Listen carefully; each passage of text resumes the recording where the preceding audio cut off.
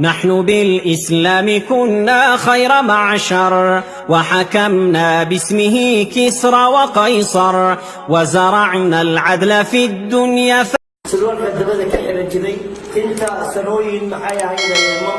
ma feeri jirin oo ma shalayn jirin dhabarka iyo guudku ii gaaray ya silsilada hadan xiran jiray aniga iyo gabdhaha xaafadayda joogay dharkayga xiran jireen dharkayga inta iga qaataan shaar iyo silsiladayda gabdhaha tabal caariga qaadan jiray والله العظيم وحن كفاني جري عروبة جوبا هبين كنتالها نيكي قرنا يا قرن جري لحسا ميدنايت كا مركي تقسيس ساعدة اي موسيقى اللي بالله جري عروبة جوبا وحن كفاني جرينا المغلقة وبوه الرأي أنا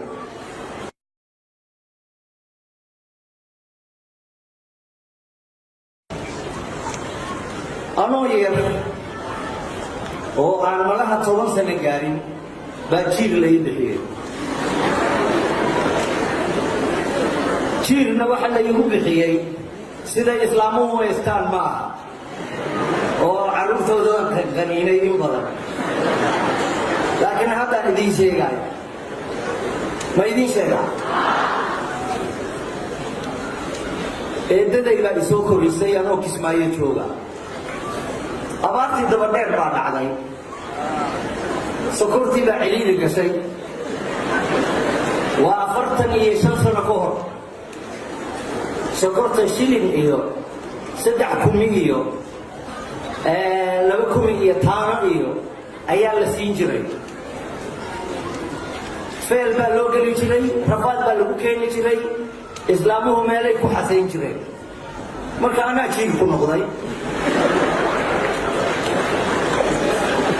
sokortii guriga intaan u galo waxaa lagu duubi jiray qardaas yar oo 3 geesooda sida sambuuska meel aan jam ka goosto baa inna cuni jiray inna jeebabka ka buuxsan jiray cashadii dambe ayadoo maryaha la mayrayo dharka naloo dhaqayo bay gabadhii walaashay weyneyd daday dhashay ilaahay way bugtaaya allah caafiye baa waxay aragtay jeebabkayga sokor aan ku hilmaamay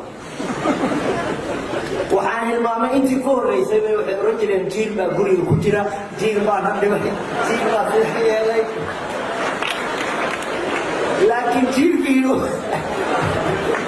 meel buu ka soo muuqday jeebabkaygu ka soo dhaxbacay jimcay ahayd waa taqaanaa dharkana jimcada la dhaqaa waagii hore jimcada la dhaqi jiray laakiin idinka ayaa daro antiya dharka idin dhaqda laakiin annaga walaaladeen gabdhaha naga waaweyn noo dhaqi jiray ayaga guriga maxay ahayd ay xaali jiray ayaga weelka lagu cuno dhaqi jiray ayaga hoos oo dhan hayi jiray sirteena way ka warhayn jireen laakiin antii waxay ka warhayso ma laha tamam sabtidii bay gabadhii walaashay ahayd oo ugu weyneed ee daday dhashay ka xaysay macallinkii dugsiga ii geysay waxay tiri macallin ninkan naga qabo jiir buu nagu noqday sidaasay ugu baxday waxaan ka cakufo koroba ciyaal biid baan ku biiray niman la oran jiray ciyaal ziiga oo runtii khatartooda la ciyaal macno male سلوانka dabada ka xiran jiray inta sanooyin maxay ahayd ma feeri jirin oo ma shalayn jirin dhabarka iyo guudku ii gaaray ya silsilada hadan xiran jiray wallahi alazim meesha kulliida taan nolosha ka gaaray aniga iyo gabdhaha xaafadayda joogay dharkayga xiran jireen dharkayga inta iga qaataan shaar iyo silsiladayda gabdhaha tabal caariga qaadan jiray